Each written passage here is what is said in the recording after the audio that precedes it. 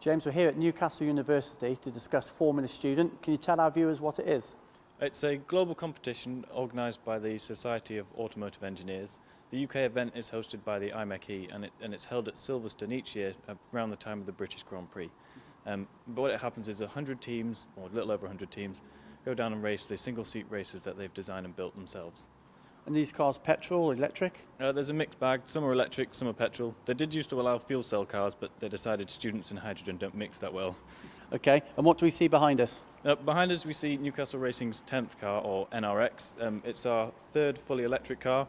It's a mixture of honeycomb sandwich panels as the chassis with a bit of steel used for the suspension components. And what about the performance? Oh, the performance is pretty good. It should do 0 to 60 in just under 3 seconds, provided it's dry, because it's rear-wheel drive.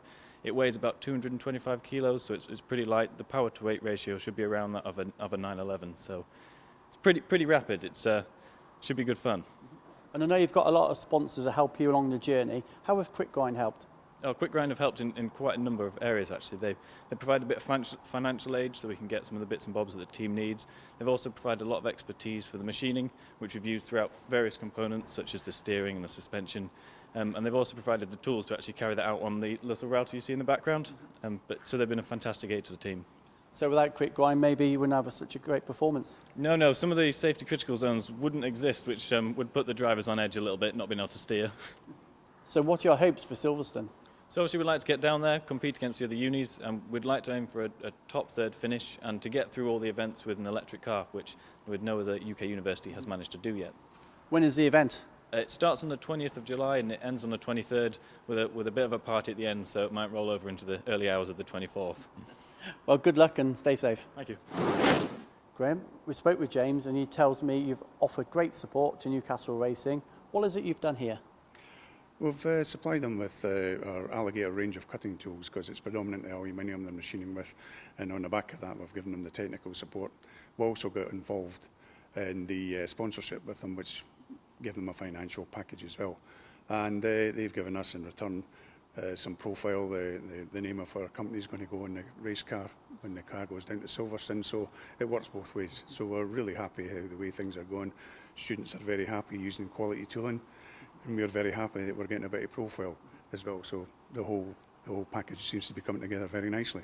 And what components have they machined using your tools? They've been machining the hubs on the wheels, all the steering system they've done. It's all machined from solid billet on quite a small machine actually, a router, but they've done very well with it. The cutting tools don't take an awful lot of load because of the geometry on them, so it allows them to use a lower horsepower machine and produce some really fancy components. So when they do start the car and go zooming down the track, they're going to be staying in a straight line, thanks to your cutting tools.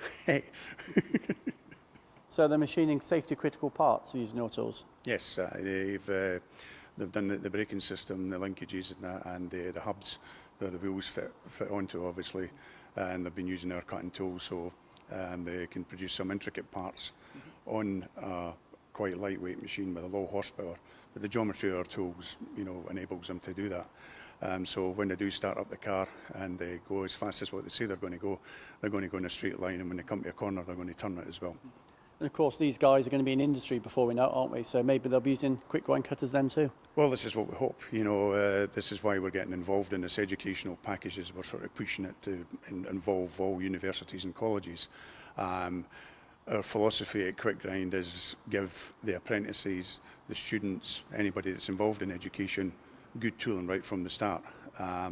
So as they're kicking off with really quality tooling, which is industry standard tooling. So when they go out there in the big wide world, they'll pick up the tool and they'll understand the geometry, understand the performance of the cutter, or whatever they're using, and take it forward. So they're getting a good education before they go out in the big wide world.